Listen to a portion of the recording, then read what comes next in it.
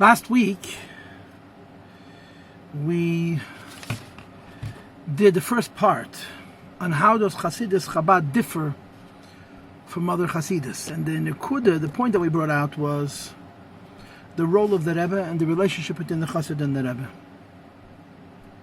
I want to move on to another point about what separates Chassidus Chabad from other Chassidus, and this time we're going to talk about the idea of the mind.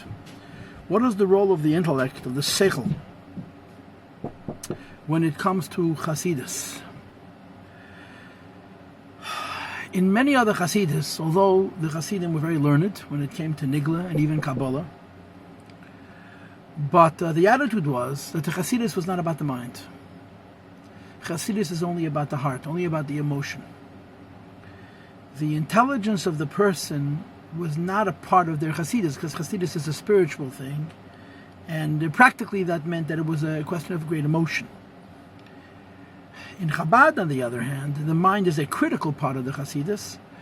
The use of the mind to understand Chassidus, and then to use that mind further to contemplate and to develop feelings of love and fear of God in one's heart, and even to use the mind to touch the soul, as it's explained in Tanya chapter 33, are mainstays, are fundamental to the philosophy of Chassidus Chabad.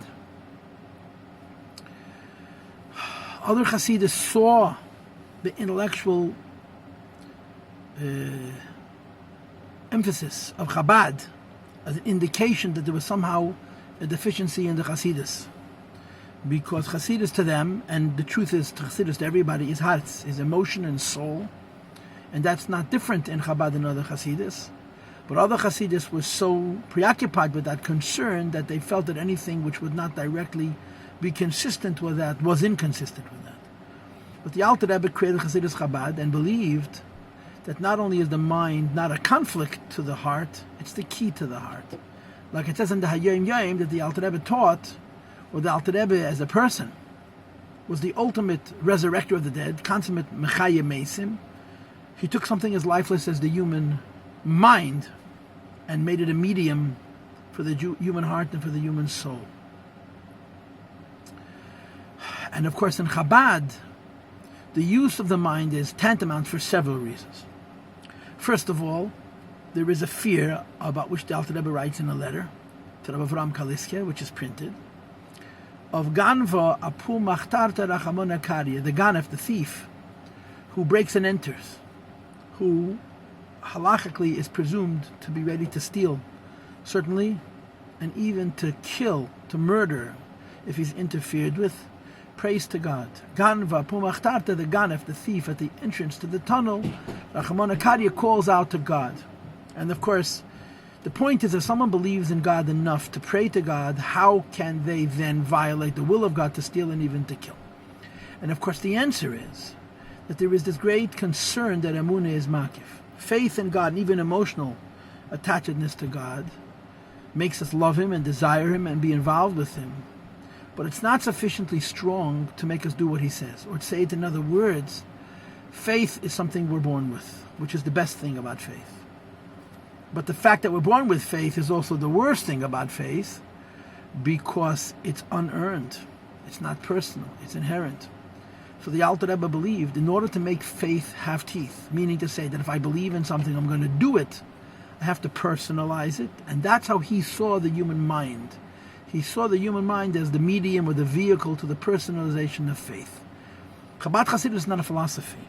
It doesn't use the intellect to prove things or to logically argue things, but rather it uses the mind as a medium of understanding godliness, to contemplate on those ideas as a means of arousing the heart to have a personal, emotional relationship with Hashem. Like it says in Tanya chapter 16, the mind is far away from the action, but the heart is close to the action, and when I feel, I act. So in Chassidus Chabad, the mind was considered a very important tool in the Chassidus. Although Chassidus Chabad, like any other Chassidus, in as much as it is a Chassidus, is about the soul and the heart, but the mind is not seen as an obstacle to it, but rather the mind is seen as a medium for it. One last point, which is also very important, is Alter Rebbe brings in Tanya and Kuntasachrin, Hov Mashakosav Priyetz Chayim. The Yediyas Hashem is mitzvah Rama v'nasa. The Rambam paskins that the first mitzvah in Torah is to intellectually know God. The Alter Rebbe adds to that, the Rambam, that just like it's in the mitzvah Sasei De'erais to intellectually know God, it's a great mitzvah to understand godliness and to understand the spheres and the partzuf, and to understand the concepts in Kabbalah. So there's another factor to the centrality of the mind in Chassidus Chabad, that the brain is seen as a medium, as a tool to knowing God, which is fulfilling one of the Tayag mitzvahs De'erais, what the Alter Rebbe calls a mitzvah Rama v'nasa. So the point of today's, this week's Q&A is that in Chassidus Chabad, the mind is not seen as the enemy of the heart and the soul. It's seen as a very dear friend of the heart and the soul, and is necessary in pronouncing the heart and the soul. And it also is a medium through which we're able to fulfill one of the most important of the 630 mitzvahs, which is the mitzvahs to know Hashem intellectually.